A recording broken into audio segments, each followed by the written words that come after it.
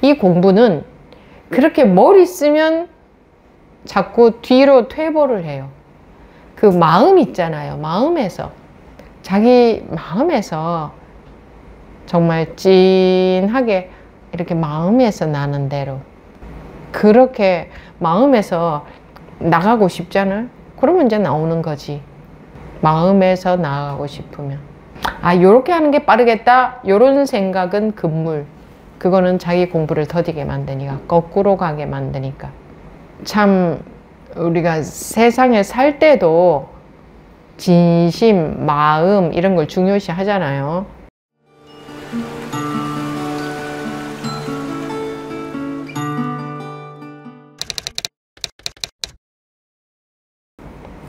지금부터 2024년 8월 4일 완등록 제73회 시작하겠습니다. 40일 부처의 살이 물었다. 부처의 몸은 무위이니 온갖 숫자 속으로 떨어지지 않는데 무슨 까닭에 부처님의 몸에서 나온 사리가 여덟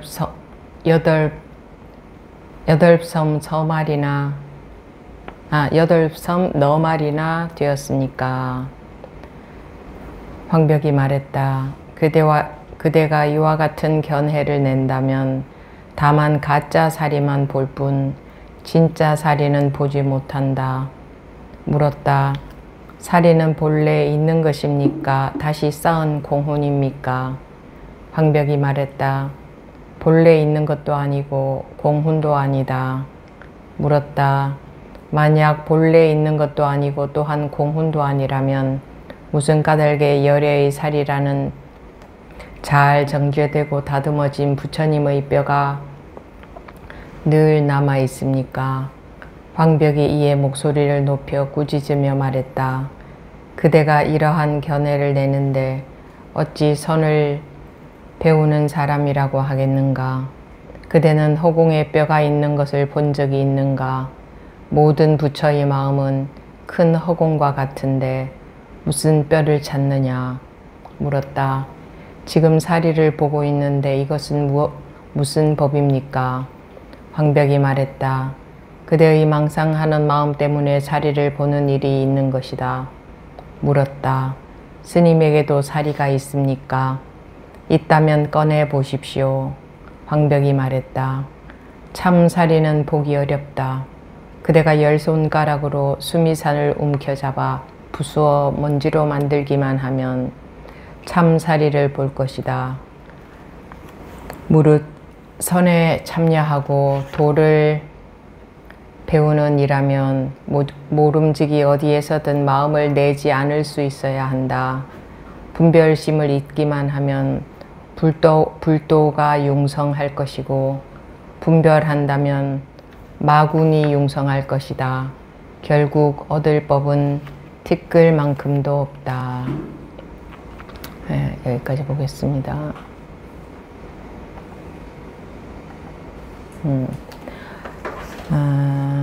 40일 부처의 사리.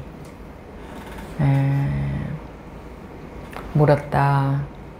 부처님의 몸은 무위이니, 없을 무자 할 위자, 무위이니 온갖 숫자 속으로 떨어지지 않는데, 그러니까 분별과 상관이 없다는 말이죠. 무슨 까닭에 부처님의 몸에서 나온 사리가 8섬 너말이나 되었습니까? 꼭 부처님의 사리에 관한 이야기가 아니어도, 사리에 관한 말이 아니어도 세상에 널려 있죠. 이런 식으로. 그럼 이건 뭡니까 스님? 하고 물을 것들이, 그런 궁금한 것들이 있으면 물어보셔도 좋습니다. 우리 이부법회에서 물어볼 것들이 많을 거예요. 그럼 이건 뭡니까? 하는 거. 그래도 자신 없는 부분들이 있지 않습니까? 그래도 이건 있는 거 아닐까요? 그럼 이런 거는 세상에 왜 존재하나요? 지금 여기서는 석가모니 부처님의 사리에 대해서 대화를 하고 있지만 사리뿐만 아니라 뭐 세상의 모든 것이 그럼 이건 뭡니까? 뭐 일체의 색이 공이라 하는데 그럼 이런 거는 있는 겁니까? 없는 겁니까? 뭐 이렇게 할 만한 것들이 뭐 끝도 없이 많겠죠. 이런 본문에서 본문의 내용 중에 이런 예들이 나오죠. 그러면 그 사리에 대해서만 지금 사리에 대해서 같으면 사리에 대해서만 말하는 게 아니라 사리에 대해서만 말하는 게 아니라 모든 것에 대해서 이제 대입을 시켜서 보시면 됩니다. 한 가지의 원리나 전체의 원리나 같으니까요. 물었다. 부처님의 몸은 무위이니 온갖 숫자 속으로 떨어지지 않는데 부처님의 몸은 무위이니 온갖 숫자 속으로 떨어지지 않는데 그럼 부처님의 몸이라는 것은 무슨 석가모니 부처님의 몸을 말하는 것이냐, 무엇을 말하는 건가? 부처라는 것의 뜻이 부다라는 것의 뜻이 불, 그죠? 한문으로 하면 불, 깨달음이라는 뜻 아닙니까? 깨달음 또는 깨달은 사람. 그러면 깨달음 또는 깨달은 사람의 몸은 무위이다. 그래서 온갖 숫자 속으로 떨어지지 않는다.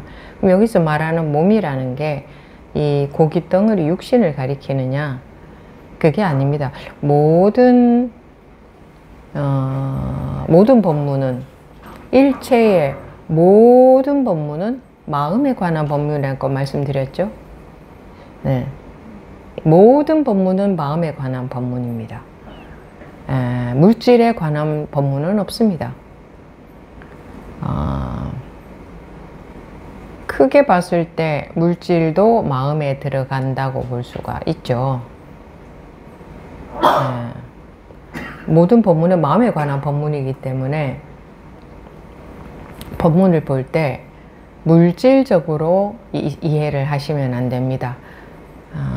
좌선이다 하면 몸이 앉으라는 뜻이 아니죠. 육조단경에 나오죠. 몸이 앉으라는 뜻이 전혀 아니지 않았습니까? 그러니까 모든 그 법문은 마음에 관한 법문이다. 그러면 부처의 사리, 지금 이제 이 묻는 사람은 그걸 물질적으로 본 거죠. 분별적으로 봤을 때 부처님 이제 2500여 년 전에 열반하신 부처님, 석가모니 부처님의 그 사리, 그 사리의 의미가 중요한 것이지 그것을 지금 물질적으로 그 질문하는 사람은 그것을 부처님의 사리다 이렇게 의미를 두고 있죠. 그러면 의미를 두고 있는 그 사람이 없다면 그것이 무슨 중요하겠습니까? 사리가 의미를 두고 있는 그 사람의 마음.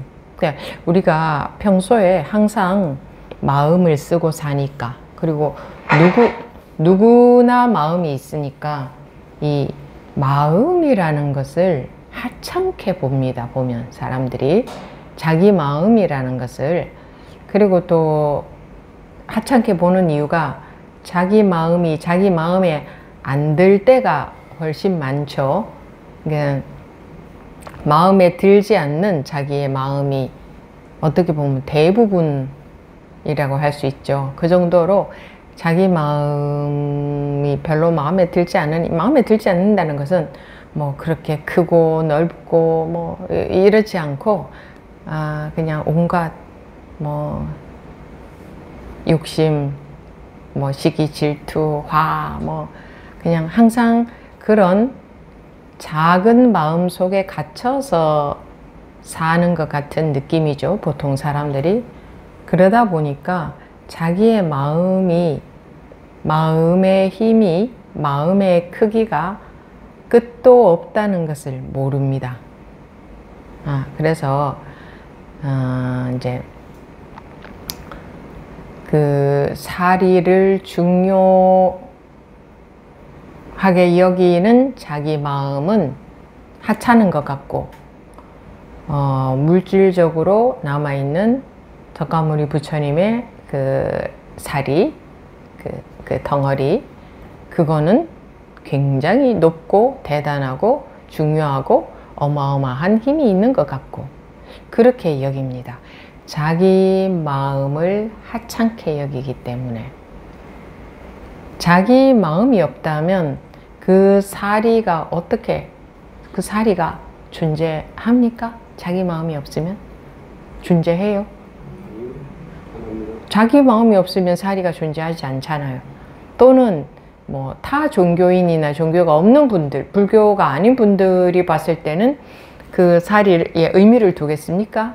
그냥 저거 뭐 돌덩어리다 이럴지도 몰라요. 그죠? 그럼 누가 의미를 둡니까? 거기에 대해서 아는 사람이 의미를 두는 거죠. 그러니까 자기가 그 사리의 의미를 알고 의미를 두면 그것은 중요한 것이 되고, 에이 저거 돌덩어리에 불과해 이러는 사람한테는 그거는 전혀 사리로서 어떤 의미가 없죠. 그거 한번 보세요. 자기가 의미를 둘 때에 거기 의미가 가는 거지. 그런데 여러분들이 좀 자신이 없죠. 근데 설마 세상의 모든 것이 내가 의미를 두면 의미가 있고, 내가 의미를 두지 않는다고 해서 정말 아무것도 아닐까? 거기에 좀 자신이 없죠. 자신이 없잖아요. 자신이 없어. 설마 그럴까? 그게 자기 마음이라는 게 뭔지를 몰라서 그래요. 몰라서. 에이, 거기 그거 뭐 의미 두지 않아도 뭐 이상한 일도 발생을 하던데? 그죠? 그럼 불안하잖아요. 의미 두지 않아도 이상한 일 발생하던데? 그런 거 안 믿어도 뭐 좀 이해할 수 없는 그런 불가사의한 일도 발생을 하던데 싶잖아. 그죠? 그러니까 이제 그런 걸 잘 몰라서 그런데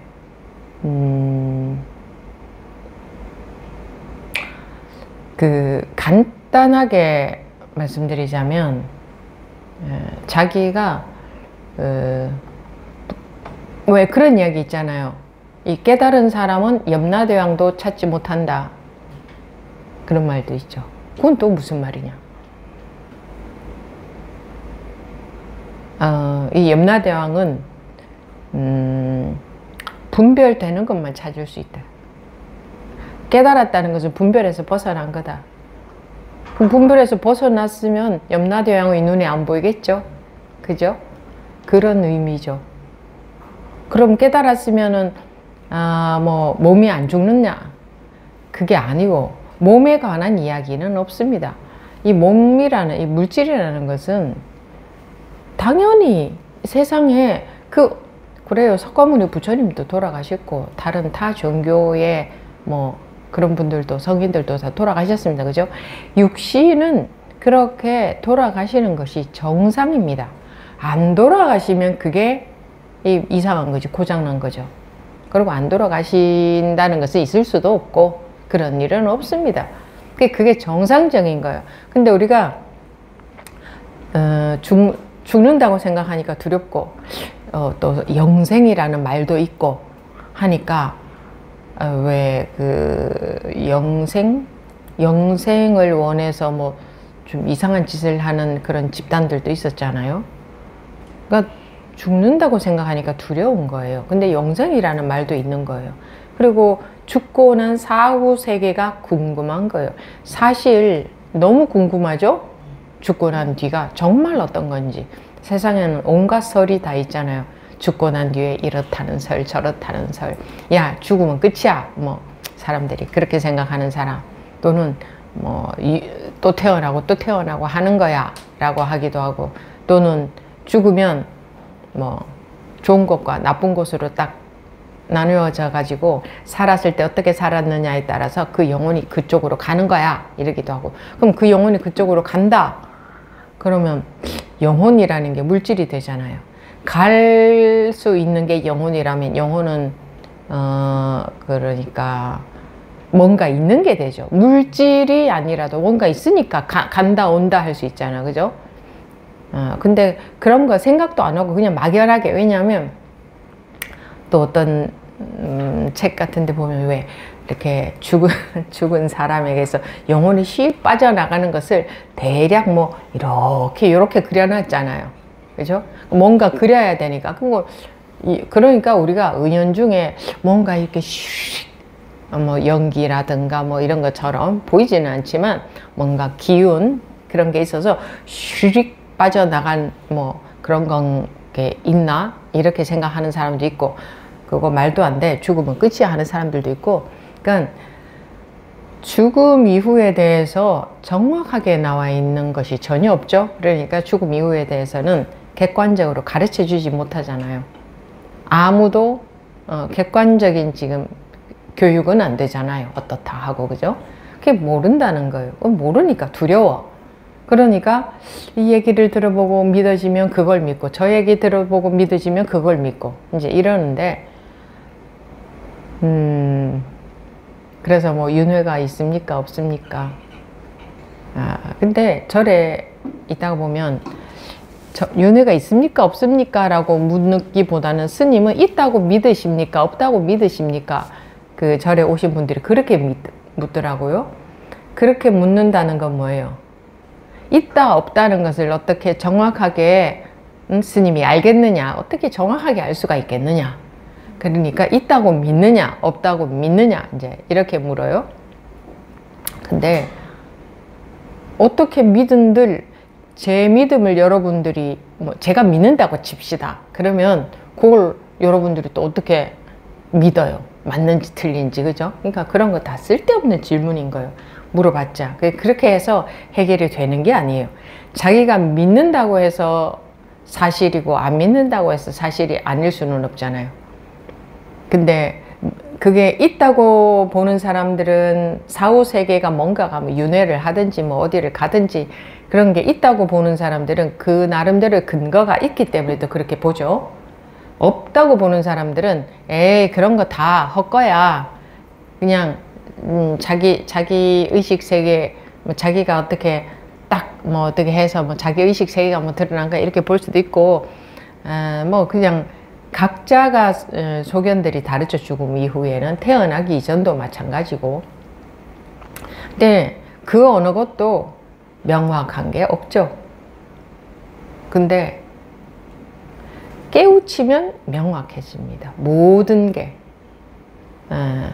명확해지지 않는 부분이 전혀 없어요.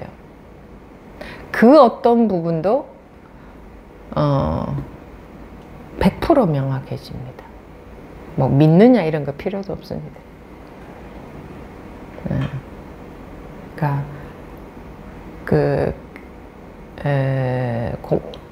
공부 이외에는 나머지 뭐 이렇다 저렇다 하는 것은 전부 각자 자기들의 추측이고, 아니야 추측이 아니야, 이런 근거가 있어, 이런 증거가 있어, 죽었다 깨어난 사람이 공통적인 증언이 있어 하고 뭐 그런 것들도 있죠. 그런 책들도 뭐 나온다고 하던데, 거기 보면 뭐 공통적인 증언이 있다, 뭐라더라, 빛이 뭐 환하고 그 속을 걸어갔다, 뭐 이런 공통적인 뭐 얘기를 한다 뭐 하기도 하고. 그러면 몇 명이 공통적인 얘기를 하면 맞나 보다 또 이렇게 믿는 사람도 있고, 아니야 그것도 뻥이야, 그러는 사람도 있잖아요, 그죠? 근데 몇 명이 그런 얘기를 한다고 어떻게 믿어요? 그러니까 근데 우리가 내가 죽기 전이 어떤 것이고 내가 죽은 뒤가 어떤 것이고 내가 살아있다는 것이 어떤 것이냐, 태어났다는 것이 도대체 뭐냐, 왜 살고 있느냐, 이게 도대체 뭐냐, 나는 뭐고 세상은 뭐냐, 왜 이렇게 태어났느냐, 이런 것에 이것은 자기의 존재에 근원적인 물음이잖아요. 자기 존재에 대한. 그럼 이거는 기본적으로 이걸 모르고 산다는 건 말이 안 되지 않아요? 근데 다른 것은 다 아는데 이것은 모르고 살지 않습니까? 사람들이. 그러니까 불안한 거예요. 모르니까 불안한 거예요. 그래서 은연중에 모든 사람들은 근본적인 불안이 있어요. 도무지 모르니까. 왜 모든 사람들은 다 다르게 태어나고, 왜 자기 본의와 다르게 살면서 여러 가지 일들이 생기고, 왜 본의와 상관없이, 자기 뜻과는 상관없이 그냥 휙 때가 되면 죽고, 그러면 이렇게 살다가 죽는 것이 무슨 의미가 있느냐? 뭐 잠시잖아요. 끝도 없는 세월에 비하면 잠시잖아요. 그죠? 몇십 년 살다 죽는 것은. 이 도대체 뭐냐? 살다가 이렇게 꽥 죽어버리면 그냥 땡, 땡, 땡인가? 그야말로 땡? 그럼 이게 뭐냐? 근데 여러분들의 느낌에는 그런 거 있는 분들도 많을 거예요. 아, 이거 그냥 이 몸뚱이가 살다가 죽는 게 전부는 아닌 것 같은 뭔가 그런 느낌이 있는 분들 좀 많이 계실 거예요. 그럼 느낌은 왜 들까? 근데 죽을 때까지 그 비밀이 풀어지지도 않고 죽어. 그죠? 근데 좀 전에 말씀드렸듯이 그 모든 의문이 뭐 일체의 삶과 관계된 것이든 죽음과 관계된 것이든 살면서 일어나는 일이든 뭐 우주든 자기든 일체 모든 것의 원리가 비밀이 깨우치면 단방에 다 풀립니다. 풀리지 않는 것이 하나도 없습니다. 마찬가지로 이 부처님의 사리에 대해서도 일체 모든 것에 대해서 풀리는데 명확해지는데 명확하게 드러나는데 드러난다고 해서 어떤 사실이 막 이렇게 보이게 드러난다는 게 아니라 밝혀진다는 거죠. 그런데 일체 모든 일에 들어가지 않습니까? 이 부처의 사리라는 것도. 그러니까 당연히 깨우쳐야 이 부처의 사리에 대해서도 명확하게 밝혀지겠죠. 깨우쳐야. 그러지 않고서는 그냥 믿을 뿐이죠. 이렇다고 믿고 저렇다고 믿고. 거기까지 얘기하고 책 보겠습니다. 물었다. 부처님의 몸은 무의이니 온갖 숫자 속으로 떨어지지 않는데 무슨 까닭에 부처님의 몸에서 나온 사리가 8섬 너마리나 되었습니까? 뭐 8섬 너마리다. 8섬 너마리라는 거는 숫자잖아요. 그러면 숫자 속으로 떨어지지 않는데 부처님의 몸은 숫자 속으로 떨어지지 않는데 왜 사리가 이렇게 숫자가 있느냐? 이건 숫자가 있는 거잖아요. 8섬 너마리나 되었습니까? 황벽이 말했다. 그대가 이와 같은 견해를 낸다면 다만 가짜 사리만 볼 뿐 진짜 사리는 보지 못한다. 그러면 그 사리는 우리 눈에 보이는 그 사리는 가짜 사리. 그러니까 그 눈에 보이는 사리는 가짜 사리다. 이렇게 이게 아니라 이 묻는 사람은 그 사리를 분별로만 보고 있다. 분별로만 보고 있으면 그거는 가짜 사리를 본다. 이렇게 말할 수 있죠. 진짜 사리는 보지 못한다. 물었다. 사리는 본래 있는 것입니까? 다시 쌓은 공운입니까? 본래 있는 것입니까? 또 분별로. 그러니까 보통 사람들이 다 이런 식으로 알고 싶어 하잖아요. 본래 있는 것도 아니고 공훈도 아니다. 다 틀렸다.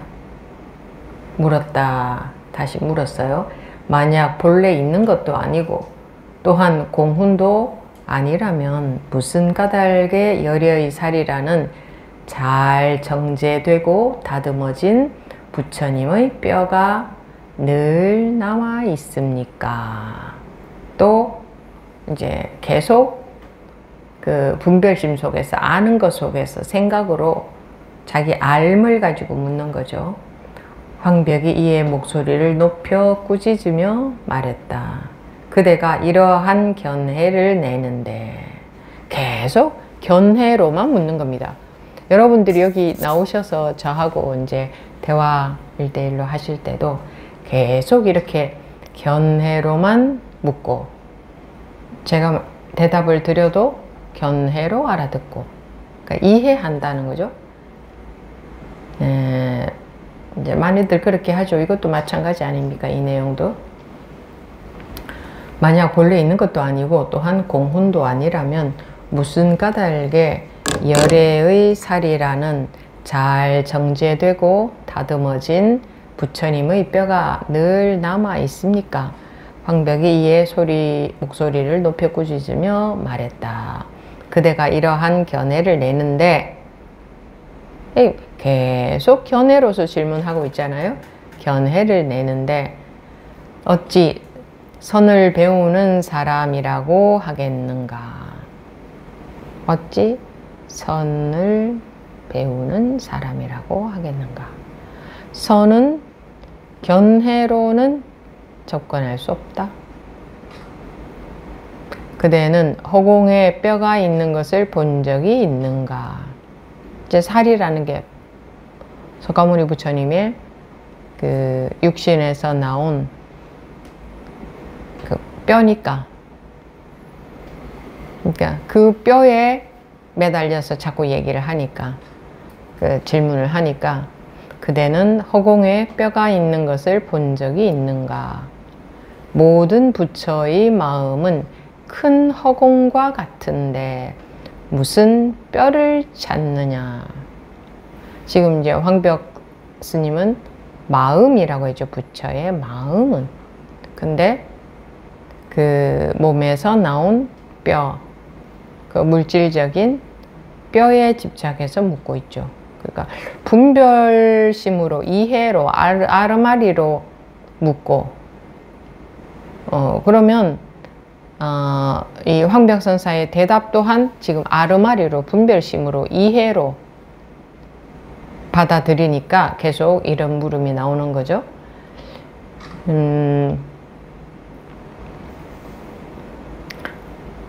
본래 있는 것도 아니고 공훈도 아니다 하니까 또 말을 따라가서 그 말 가지고 이해, 분석,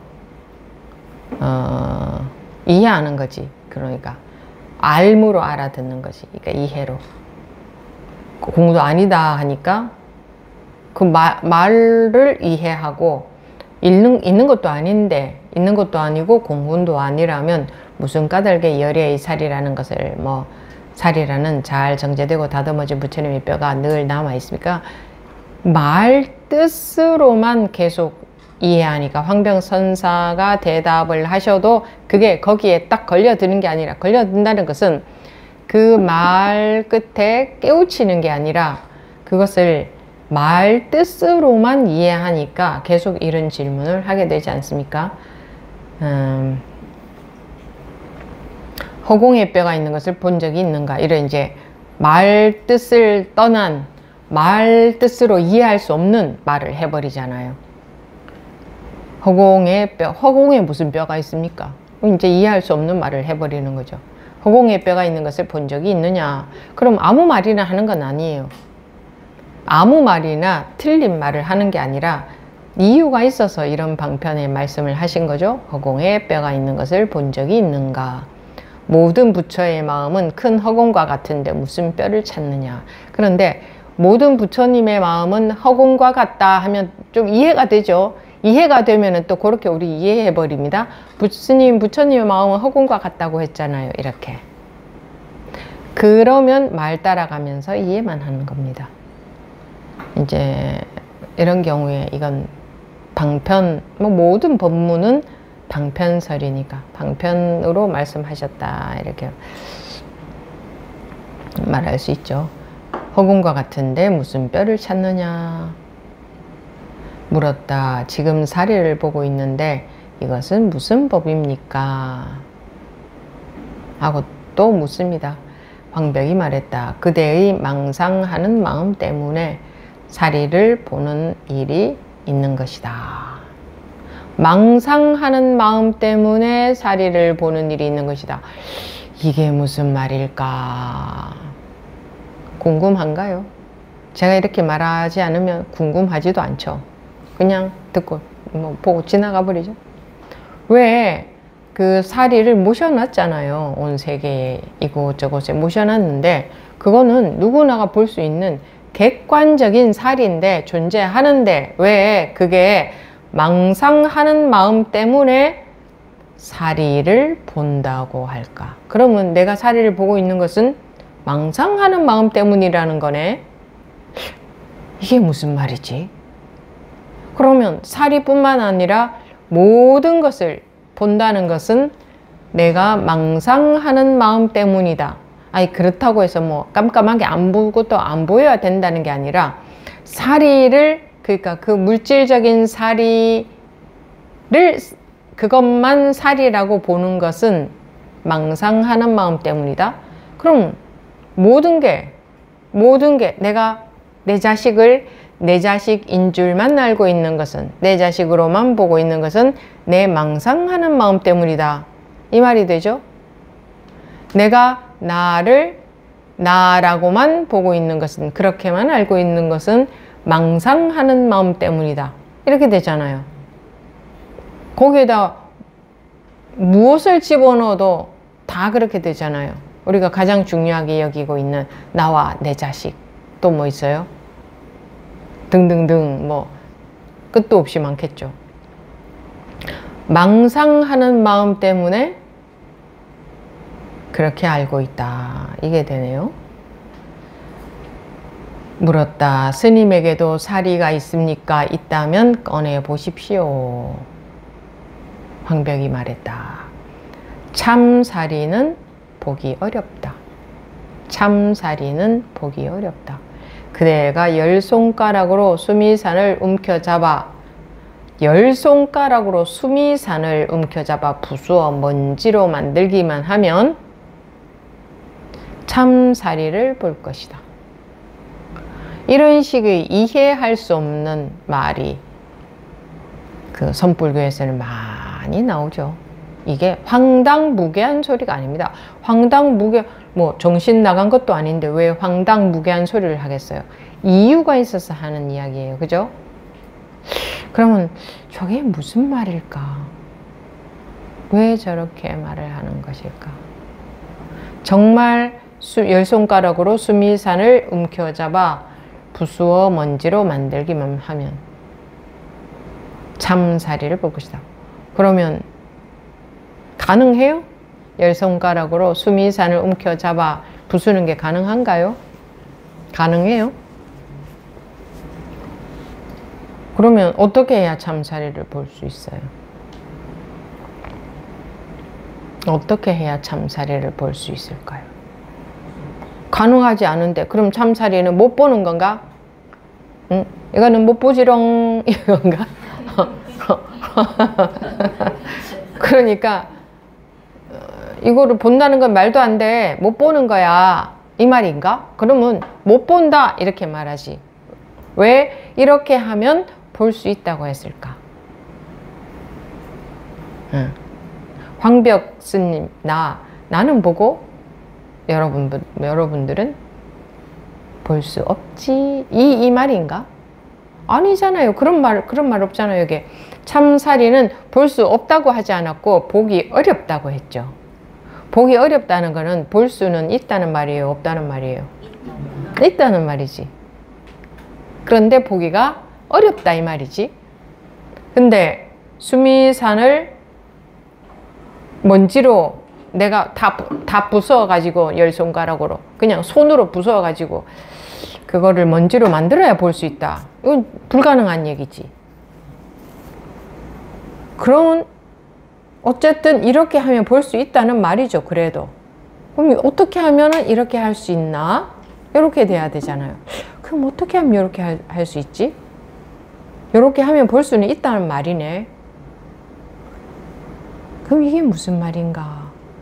이렇게 궁금해지는 거지. 궁금해요? 궁금해지는 거예요. 당연히 궁금하지. 아, 이렇게 하면 볼 수 있다는 거네. 그럼 이거 어떻게 해야 이렇게 할 수 있지? 이게 궁금해지는 거지. 근데 궁금하다는 얘기까지만 하고 더 이상의 얘기는 제가 할 수가 없어요. 왜냐하면 궁금한 것까지지 그 다음은 제가 해줄 수 있는 게 아니니까. 그럼 여기에 대해서 이것을 뭐 분석해서 이거는 그 분별심으로는 할 수가 없다는 얘기야. 이거는 그러니까 열 손가락으로 수미산은 못 부수잖아요, 우리가. 그러니 분별이 없어졌을 때에 가능하다는 얘기야. 이게 이렇게 뭐 설명이야? 간단하죠. 분별 속에서는 불가능하다는 얘기다. 분별이 깨져야 가능하다. 분별 속에서는 100m를 1초에 뛰는 게 가능해요? 사람이? 맨 다리로? 불가능하죠? 그럼 예를 들어 100m를 1초에 뛰면 참사리를 볼 수 있다. 이렇게 말한다면 분별 속에서는 불가능하다. 그럼 분별이 깨져야, 분별을 넘어서야, 분별에서 나와야, 즉 깨우친다고 하는, 깨어난다고 하는, 분별에서 깨어나야 된다. 이 뭐 말이야. 간단합니다. 그리고 틀린 말 아니고 맞는 말이고. 근데 그런 설명 들어서 뭐 합니까? 실제로 그렇게 안 되면 아무 소용이 없는데. 그러니까 이것은 분별에서 나와야 가능하다는 얘기입니다. 이런 얘기를 안 하는 겁니다. 저는 잘 안 합니다. 그런 얘기를. 분별에서 나와야 되는구나. 이것은 알아봤자 아무 이익이 없고 궁금한 것보다 못하다 이겁니다. 야, 어떻게 해야 이 수미산을 내 열 손가락으로 다 부술 수 있나? 이게 궁금하니만 못하는 겁니다. 근데 지금 이제 이런 이야기를 다 들었으니 궁금하지도 않겠죠. 그게 역시 분별을 넘어서야 깨우쳐야 된다는 얘기구나. 이렇게 하고 치워버리겠죠. 그러니까 요런 얘기는 여러분들한테 별로 좋을 게 없습니다. 그냥 어느 대목에서라도 걸린다는 것은 궁금하다 이 말입니다. 이 말에 걸려야 된다 이 말은 여기서 딱 막혀야 된다. 이해가 안 돼야 된다. 분별이 안 돼야 된다. 그거를 이제 걸린다고 합니다. 그러니까 걸리게 해보려고 여러분들이 이제 우리 2부 법회 할 때 좀 걸리게 해보려고 여러분들의 질문에 대해서 제가 대답하다 보면 그런 식으로 대답을 드릴 때가 있는데 전부 생각으로 다 대답을 해버립니다. 제가 드리는 말씀도 생각으로 이해하고 여기에 질문자처럼 그리고 본인도 생각으로 대답하고 그러면 그럴 때 제가 뭐라고 합니까? 예? 제가 그게 궁금해서 지금 법우님께 이렇게 묻겠습니까? 또는 그거를 설명하려고 이렇게 말씀을 드리겠습니까? 이렇게 말씀드리죠.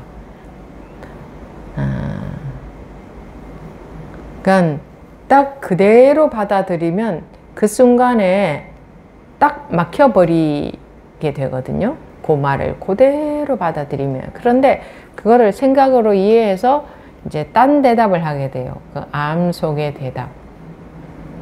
그러면 이제 미끄러져 버린 거죠. 그럼 다시 또 시도를 해보면 거기에 대해서 또 그렇게 대답하시면 또 미끄러져 버리고, 그러면 제가 그거 설명하려고 이런 말을 하고 있겠습니까? 이렇게 할 때에 여러분들이 그때는 어떻게 받아들인지를 모르겠어요. 좀 그런 얘기를 좀 해주셨으면 좋겠는데, 이제 간혹 그런 말씀 해주시기도 해요. 아, 저는 뭐 이런 줄, 제가 이런 줄 알고 있었네요 라고 말씀하시는 분도 있는데, 그러니까 대화할 때에 본인의 그 상태가 다 드러나 버려요. 그래서 그런 대화 시도해 보는 게 좋은데, 왜냐하면 자기 상태가 자꾸 드러나야 자꾸 보여야 되니까, 자기가 보여야 되니까, 자기한테 보여야 되니까. 뭐 100이면 100명 다 그렇게 대답하시죠. 다른 법우님들이 그렇게 대답하는 거는 보이는지 모르겠어요. 보여요? 저거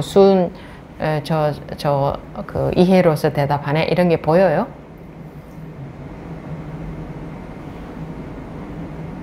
근데 본인이 하는 건 안 보이고, 그래도 다른 사람이 그러는 거라도 보이느냐 이거지. 다른 사람이 그렇게 하는 거조차 안 보여서, 아니 스님은 왜 자꾸 저렇게 불친절하게 저러지나? 이렇게 보는 분들도 좀 계신 것 같아요.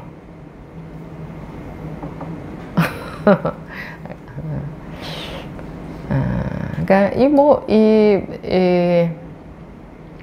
부처의 사리, 부처님의 사리에는 굉장히 이렇게 공경하고, 참배 가서 참배하고, 뭐 거기다가 소원을 빌기도 하고 하는데, 부처님의 그 물질적인 사리 공경할 줄은 알면서 그 참 사리를 볼 줄 모르면, 그 사리를 통해서 참 사리를 볼 수 있어야 되는 거죠. 그걸 볼 줄 모르면 뭐 무슨 아무 소용이 없지 않습니까? 서가모니 부처님이 언제 내 사리한테 소원을 빌면 내가 소원을 들어주겠다, 이런 말씀은 한마디도 하신 적이 없습니다. 한마디도 하신 적이 없어요. 전부 방편으로 우리가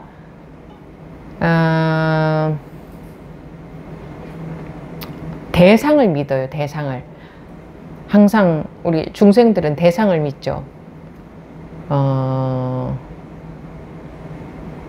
대상이 더 위대해 보이니까. 그죠? 자기는 좀 작은 존재인 것 같고, 하잘 것 없는 존재인 것 같고, 대단해 보이는 대상들은 세상에 많이 존재하죠. 대단해 보이는 대상들 어떤 거 있어요? 뭐 부처님, 무슨 님 또 그런 분들만 믿는 것도 또 아니잖아요.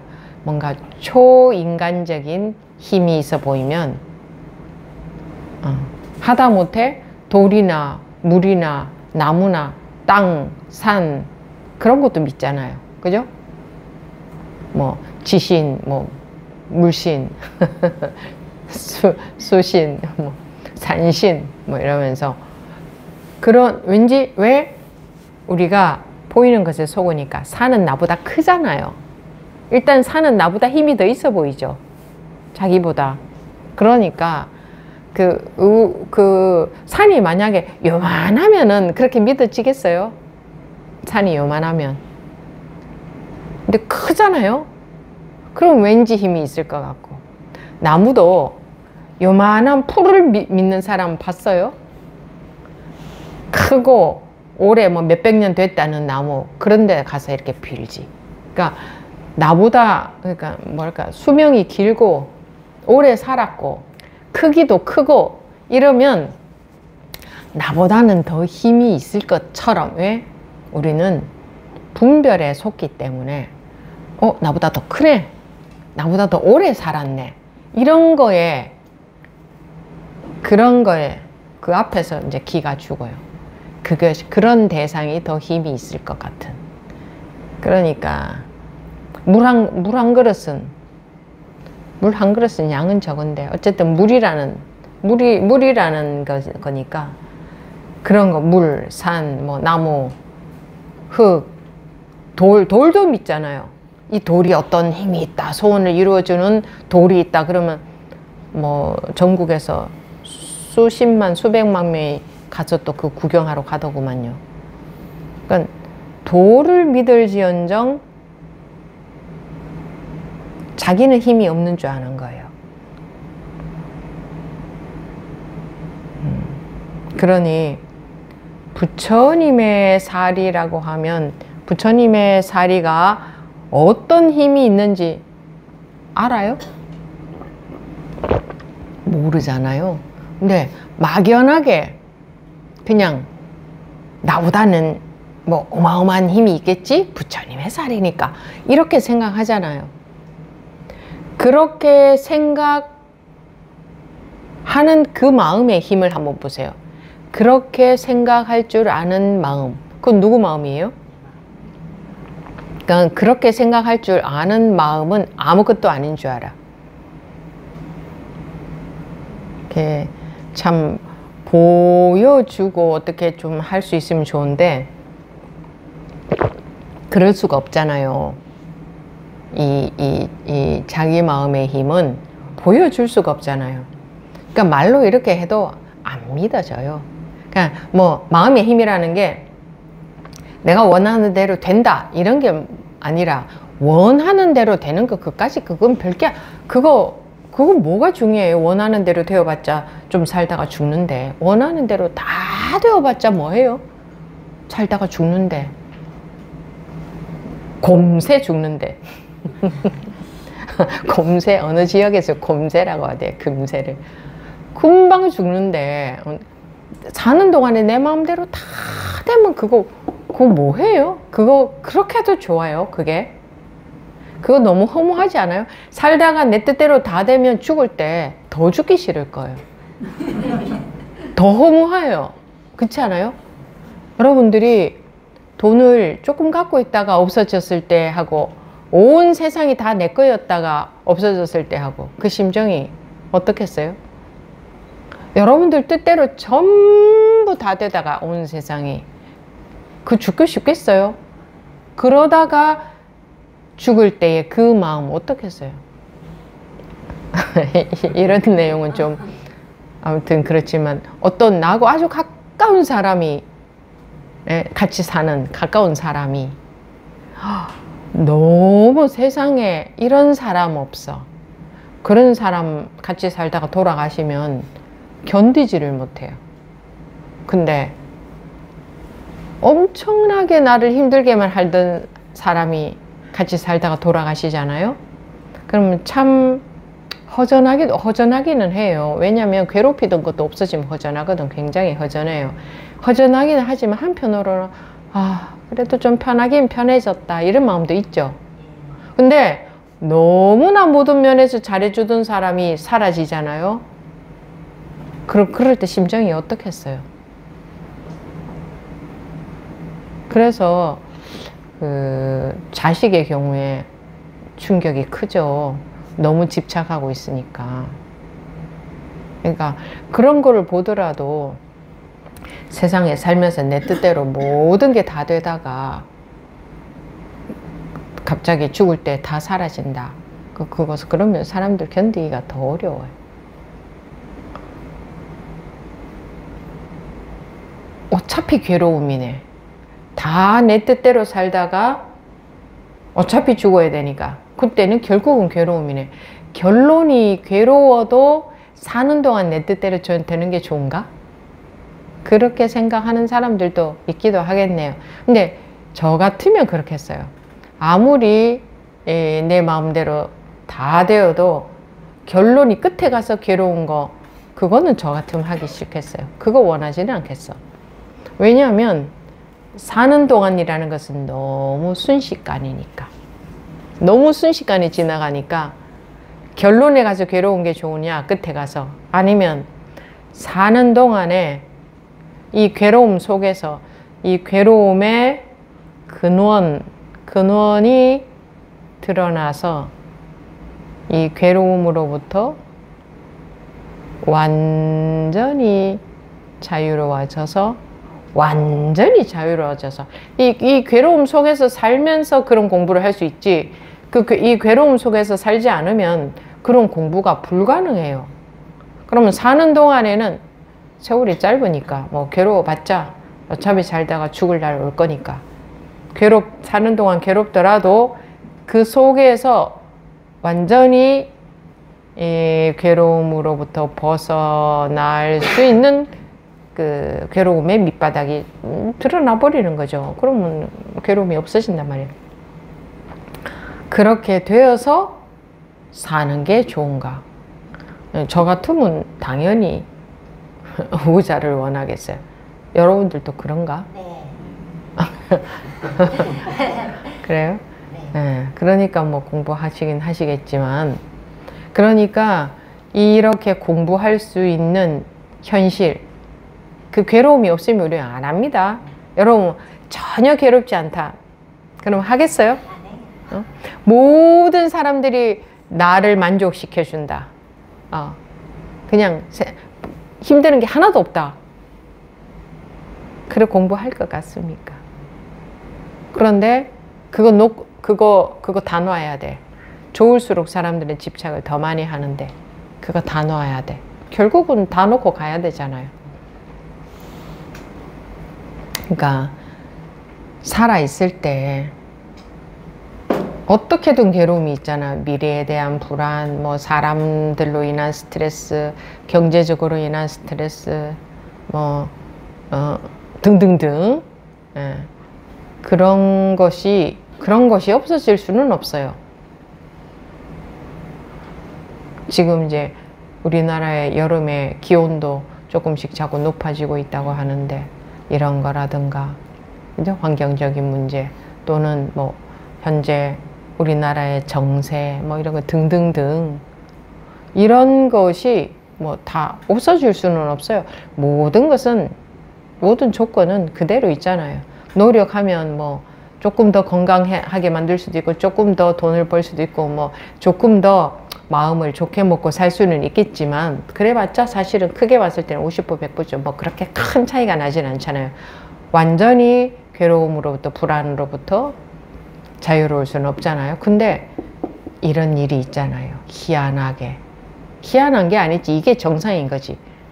우리가 괴로움으로부터 자유롭게 사는 것이 희한한 일이 아니고, 그게 특별한 일이 아니고, 그게 정상인 거예요. 우리한테는 그게 정상인 거예요.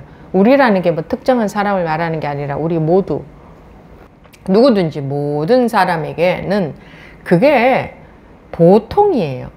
그게 자연스러운 일인 거예요. 뭔가 마음이 불편하게, 뭔가 마음이 힘든 거, 이거는 비정상인 거예요. 우리가 지금 비정상이 되어 있는 거예요. 그러니까 정상으로 돌아가려는 거예요. 무슨 하늘 꼭대기에 있는 돌을 성취하려는 게 아니라 정상으로 돌아가는 거예요. 근데 정상을 회복하고 보면 그때는 하늘 끝도 자기 발 아래에 있다, 이렇게 말해도 되는 거지. 정상으로 돌아가고. 그러니까 우리 누구나의 정상 상태는 뭐 이 우주 이런 거하고 비교가 안 되는 거예요. 비교도 안 돼. 이런 말을 들으면 약간 사이비 같아 보일 수도 있어요. 왜냐하면 우리 고정관념에서는 뭐 저런 거 말도 안 된다. 내가 좀 더 마음이 좀 편해지고 이런 거는 이해가 가는데, 그런 건 말도 안 된다. 이 왜? 고정관념 속에서는. 그러니까 자기가 어떤 존재인지를 너무 잘못 알고 있는 거예요. 자기가. 그저 마음이나 좀 편안해지면 그거 뭐 그냥 그 정도로 만족하고 살고 좀 그냥 괜찮은 인간으로 그래도 그럭저럭 보람있게 살면 되는 그런 정도의 조그만한 존재인 줄 알아요, 자기가. 그런 존재가 아니에요.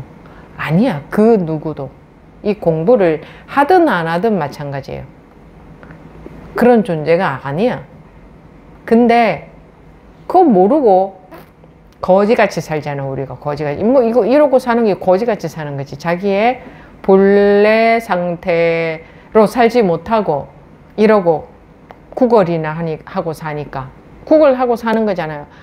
이러지 않았으면, 저러지 않았으면, 나쁜 일 안 생겼으면, 이게 바라는 마음이죠. 바라는 마음을 다른 말로 하면 구걸하는 거 아닌가요? 그죠?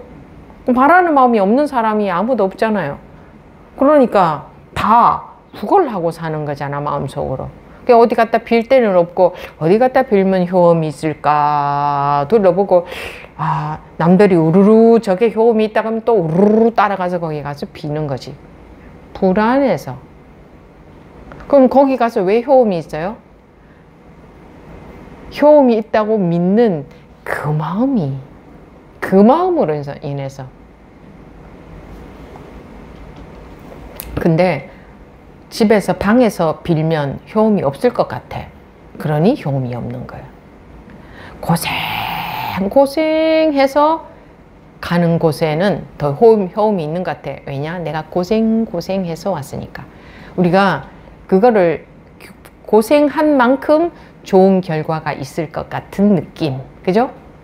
고생 안 하면 좋은 결과가 없을 것 같은 느낌. 그래서 이 공부하는 분들도 뭔가 고생거리를 찾아서 하려고 하기도 하고, 또는 이제 이 잘못 알아가지고 반대로 아니야, 이건 전부 마음으로 하는 거야, 그런 거 다 필요 없어 이러면서 그냥 법문 듣기만 하면 돼 하고, 내가 편할 때, 내가 듣고 싶을 때 듣고, 들으면 마음도 편해져, 이해가 돼.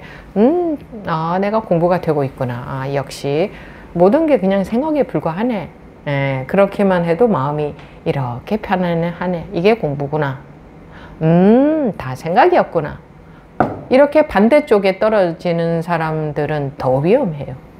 그런 사람들이 얼마나 부지기수로 많겠어요. 그건 다 생각이에요. 그러니까 어떤 자기가 힘든 일이 닥치면 생각으로 해결하려고 하잖아요. 아니야, 이건 생각일 뿐이야, 뭐 이렇게. 그죠? 이건 생각일 뿐이야, 이것도 생각이잖아요. 그런 생각으로 그 괴로움으로부터 벗어나려고 하잖아요. 아니야, 생각일 뿐이야.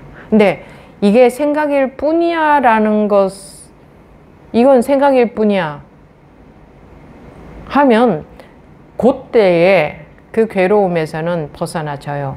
근데 그거는 힘이 없어요. 생각 갖고 하는 건 힘이 없어요.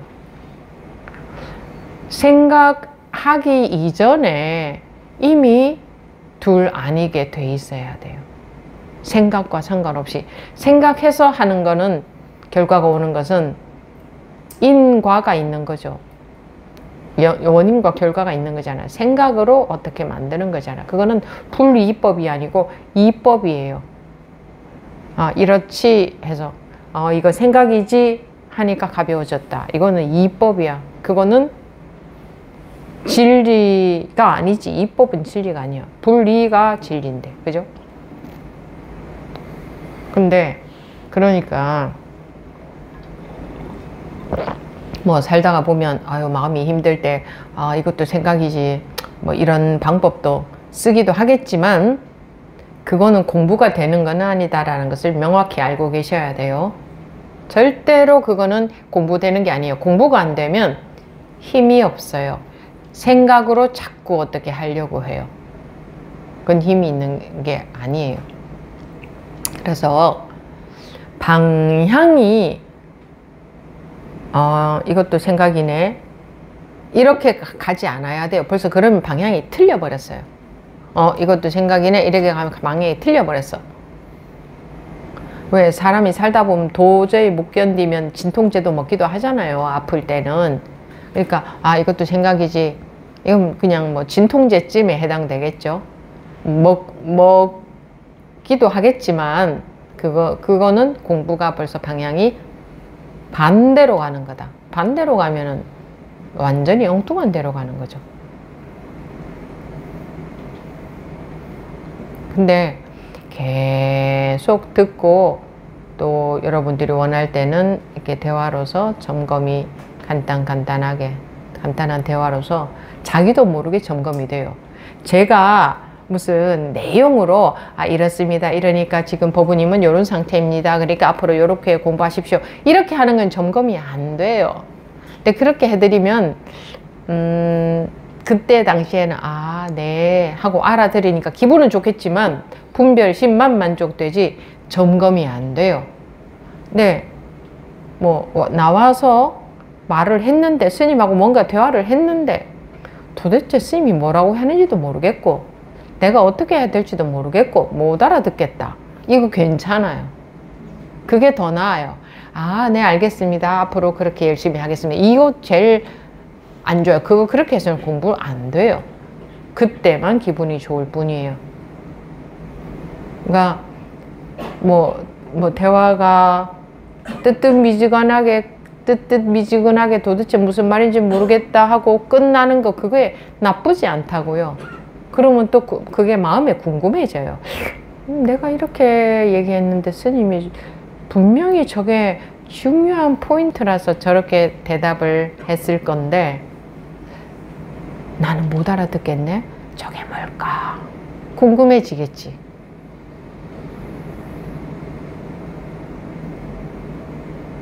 또 그렇기도 하고 어쨌든 잠깐씩이라도 대화를 하면 뭔가 플러스가 되지 마이너스가 되지 않아요. 자기가 헤아릴 수 없는 플러스가 돼요. 헤아린다는 것은 머리로 헤아리는 거거든. 자기 머리로는 못 헤아려요. 그러니까 그럼 자기 머리로는 못 헤아리겠지만 플러스가 되니까 그런 것도 시도를 해보시고,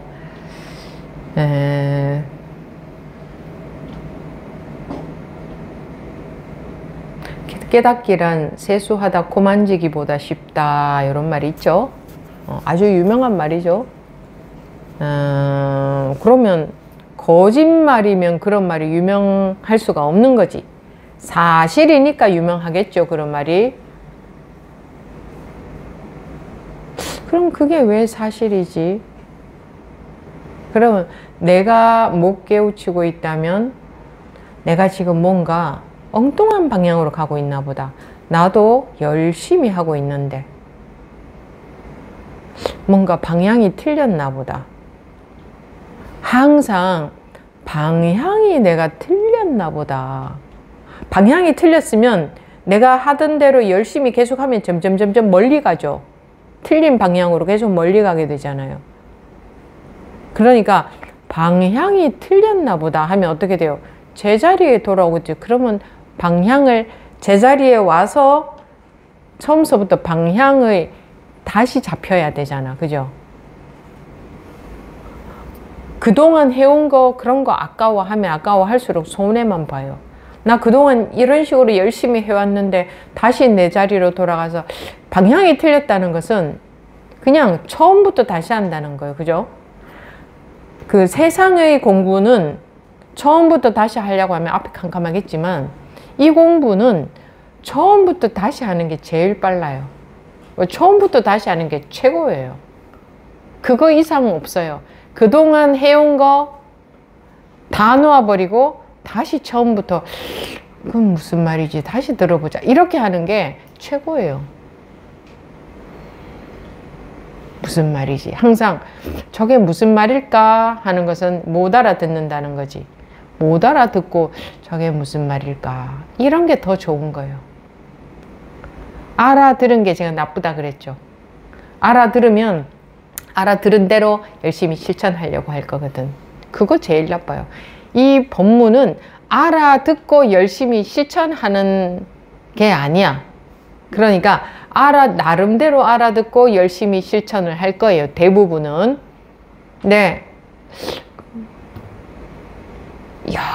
열심히 실천 계속 한다고 하다 보면 언젠가가 되면 뭐가 좀 이렇게 계속 해나간 게 맞긴 맞나 이런 생각이 들어요. 한계에 부딪히게 되는 거죠. 그런 것도 나쁘지는 않아요. 물어서 빨리빨리 제대로 된 길을 가는 것만 좋은 것도 아니에요. 묻는다고 그렇게 대답을 해드리는 게 아니라 이런 대화를 통해서만 해결을 하려고 하는 것도 좋기만 한 건 아니에요. 그러니까 적절히 자기 마음에서 그러니까 머리 쓰지 말고 그러면 맨날 대화하면 빨리빨리 되겠네. 이건 머리 쓰는 거예요. 내가 법회 때마다 나가서 내가 전부 다 말하면 빨리빨리 공부되겠네. 이건 머리 쓰는 거예요. 이 공부는 그렇게 머리 쓰면 자꾸 뒤로 퇴보를 해요. 그 마음 있잖아요. 자기 마음에서 정말 찐하게 이렇게 마음에서 나는 대로 그렇게 마음에서 그냥 나가고 싶잖아요. 그러면 이제 나오는 거지. 마음에서 나가고 싶으면. 요렇게 하는 게 빠르겠다. 요런 생각은 금물. 그거는 자기 공부를 더디게 만드니까. 거꾸로 가게 만드니까. 그러니까 참 우리가 세상에 살 때도 진심, 마음 이런 걸 중요시 하잖아요. 근데 뭐 현실은 그렇지 않다 고들 하시는데 정말 현실은 그렇지 않나요? 네? 정말 현실은 마음 따위는 필요 없어. 그런 건 중요하지 않아. 물질이 전부야. 약은 게 전부야. 계산 잘하면 최고야. 잔머리 잘 돌아가면 최고야. 얕게 사는 게 최고야. 정말 그래요? 진짜로 그렇냐? 진짜. 알죠? 누구나? 진짜로 그렇지는 않다는 거.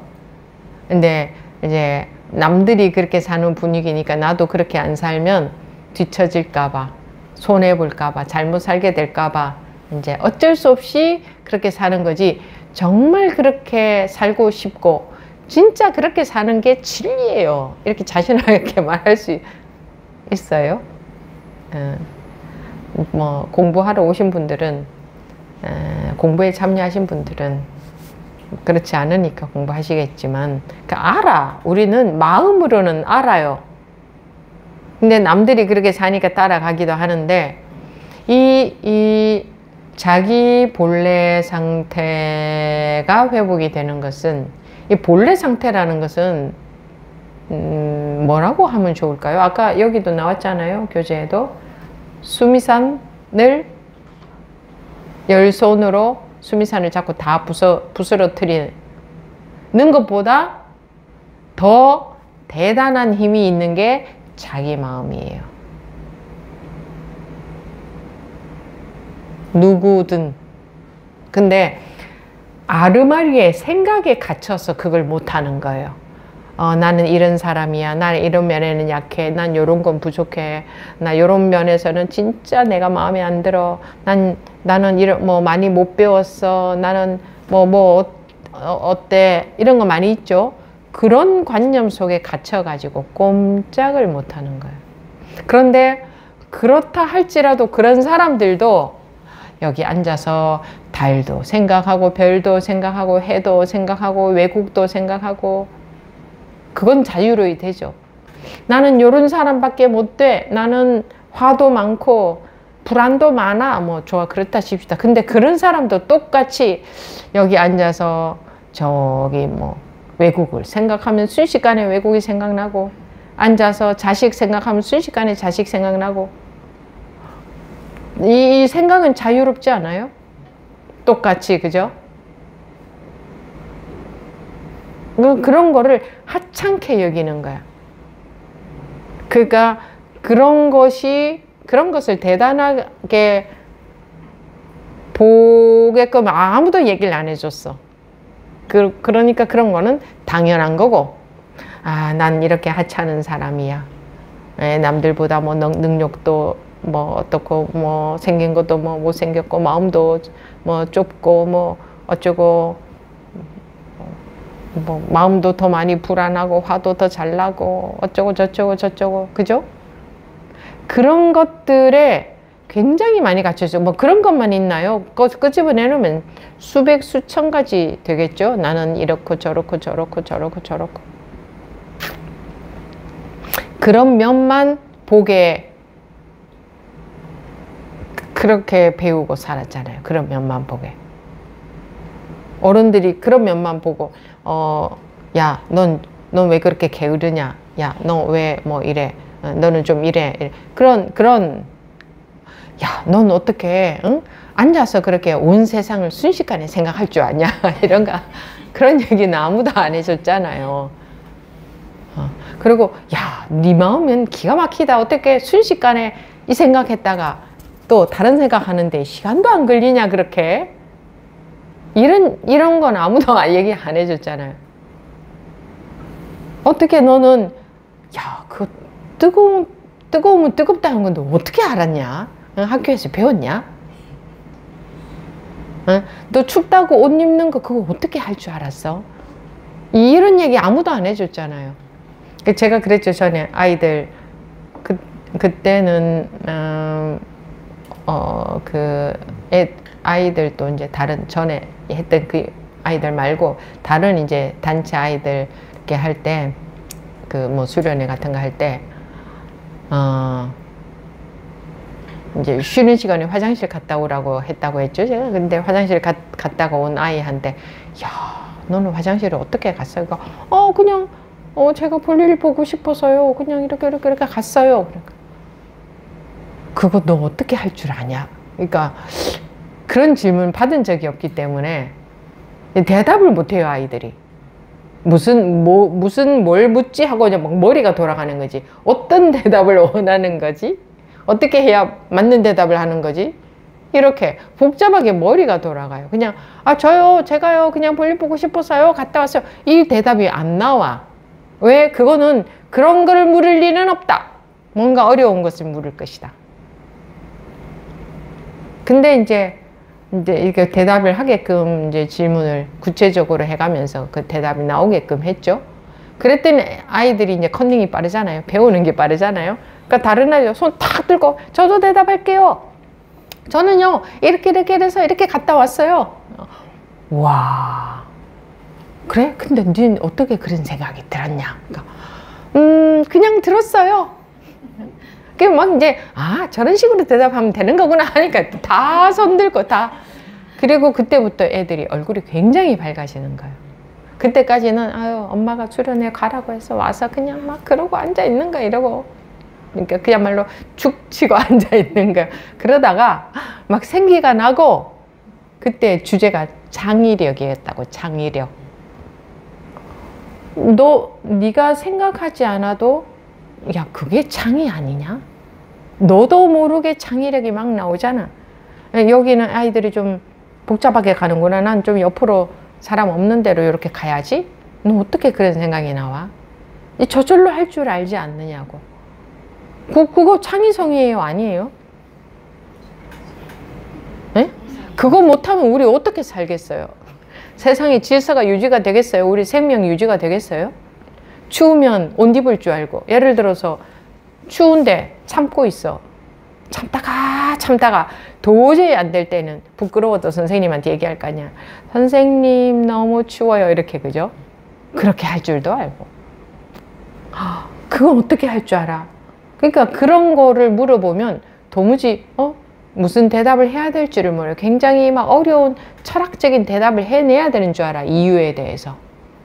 그냥 내가 그냥 홍시 맛이 나서 홍시 맛이 난다고 했어요. 이 대답이 안 나오는 거야. 그게 아이들도 벌써 그렇게 고정관념에 갇혀 있기 때문에.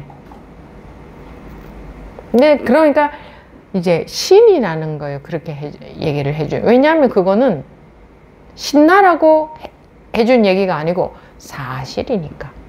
그런 사실에 대해서 한 번도 관심 갖지 않고 살았으니까. 그러니까 이제 저절로 다른 것에 대해서도 자기가 발표하고, 가만히 이제 딱 아이들은 빠르단 말이에요. 고정관념이 적어서. 그러니까 내가 이렇게 하고 있는, 제가요 뭐가 없어서 불편해서 이거 가져다가 이렇게 썼어요, 이런 얘기도 하고. 그전에는 그런 게 당연한 거였는데, 그냥 항상 잘하고 못하는 것만, 야 너 그거 지금 그거 가져다가 쓰면 돼 안 돼? 이런 것만 했는데, 가져다 쓸 줄도 알고, 그리고 화장실 갈 시간에 못 갔어. 그런데 내가 화장실 다시 다음 갈 시간까지 못 참겠어. 그러면 손 들고 말할 줄도 알고. 근데 웬만하면 이제 질서를 지켜서 주어진 시간에 가야 된다는 생각도 할 줄 알고. 근데 이런 거는 당연한 거고, 야 너 아까 가라고 했는 시간에 왜 안 갔어? 이런 식으로만 잘하고 못하고의 교육만 받았기 때문에, 그런 게 전부 기가 막힌 창의력이 저절로 나와서 자기가 살고 있다는 것을 전혀 그런 관점이 없었지. 볼 줄을 몰랐지. 그러면 이제 마음이 그것만 나오느냐. 그렇게 되면 마음이 열려버려요. 내가 뭔가 막 잘해야 돼 이런 게 아니라, 자기를 바로 보게 되잖아요. 내가 이러고 있네? 내가 배고파서 먹을 줄도 안 해? 내가 짜니까 물 먹을 줄도 안 해? 자기가 현재 하고 있는 걸 보게 되잖아요. 그럼 이 관념, 이게 무슨 잘하고 잘못하고가 아니라, 이 마음이 열려요. 잘하고 잘못하고에 갇혀 있는 게 아니라. 그러다 보면 무언가 실제로 창의적인 일을 해야 될 때도 나와요. 그러니까 자연적으로 나오게끔 하려면 평소에 이제 그래야 그게 나오는 거지. 이 평소에는 다 잘하고 잘못하는 관념 속에 딱 가둬놓고, 자 지금부터 창의력 교육 시작 해가지고 그거를 강의를 듣는다고 해서 이 창의력이 나오게 하긴 하겠지만 조금밖에 안 나오겠죠. 우리가 살아있는 삶을 살게 교육을 못 받았어요. 항상 뭔가 나는 부족하고 뭔가 잘못하고, 더 어떻게 해야 되고, 더 성취해야 되고, 더 마음이 넓어야 되고, 그러니까 그게 전부 몸에 배어 있기 때문에. 근데 그렇게 한다고 해서, 이걸 연다고 해서 막 내 멋대로 하는 사람이 안 돼요. 실제로 아이들 그렇게 해보면요, 자기 멋대로 하는 게 오히려 줄어들어요. 자기가 자기 제어가 되는 거예요. 마음이 스트레스로부터 열려버리니까 마음이 편안해, 밝아, 그 자신감도 생겨. 그러니까 오히려 이해심도 더 생기고, 양보도 더 잘하고, 막 반감도 덜 가지고, 자기 능력도 더 잘 나오고, 실제로 그런 결과가 두드러지게 보여요. 그러니까 우리는 그런 교육을 받고 살아왔으니까 지금 여기는 그런 식으로, 그건 이제 어떤 한정된, 그러니까 이 테두리가 있는 교육이니까 그거는 그런 교육을 시키는 데는 아니지만, 우리가 하고 있는 공부는 그런 교육과는 비교가 안 되게 한계가 없는 큰 공부를 하는 거예요. 그런데 실제적으로는 마음이 그렇게 많이 구속이 되어 있단 말이에요. 그래서 좀 작은 공부를 하면 빨리 변화가 되는 것 같고 기분이 또 좋은데, 큰 공부를 하면 참 막연하기도 하고 어려운 것 같기도 하고 그래요. 그렇게 느껴질 수도 있어요. 근데 그렇기 때문에 계속 해야 돼요. 아까 아이들한테 그런 교육을 하듯이 그런 거는 금방금방 이게 뭐랄까, 이렇게 작은 한계가 있는 부분이니까 금방금방 결과가 드러나지만, 이 큰 공부는, 한계 없는 공부는 금방 결과가 드러나는데도 우리가 이 너무나 한계 있는 관념에 못 벗어나고 그런 사고방식으로 그런 암 속에서 법문을 듣고 있기 때문에 이게 금방 되기도 하는데 또 이게 좀 뭐랄까 어떤 에러가 생긴달까, 어떤 문제점이 있냐면 생각으로 해버릴 수 있어요. 생각으로.